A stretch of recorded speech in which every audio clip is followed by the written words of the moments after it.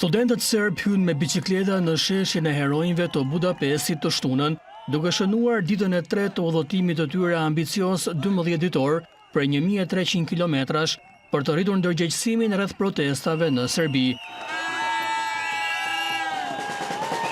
Mbi 50 student marrin pjesë në këtë xhiro me bicikletë, të cilën ata cilësojnë si një rrugtim shprese, qëndrese dhe zërash të heshturve. Grupi protestuesve, disa të mbështjell me flamuj serb, festuan mbërritjen e tyre, duke mbajtur bicikletat në ajër dhe duke kënduar.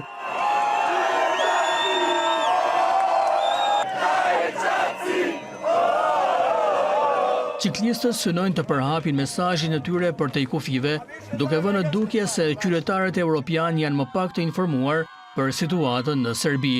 Misioni i tyre, siç thuhet në faqen e tyre të internetit, është të bëjmë botën të dëgjojë, të nxisin institucionet evropiane të veprojnë dhe të flasin në emër të atyre që heshtin. Turneu është planifikuar të vazhdojë edhe për 10 ditë të tjera, me ciklistët që do të kalojnë nëpër qytete të tilla si Bratislava, Vjena dhe Mynihu, përpara se të arrijnë në vijën e finishit në Strasburg më 15 prill.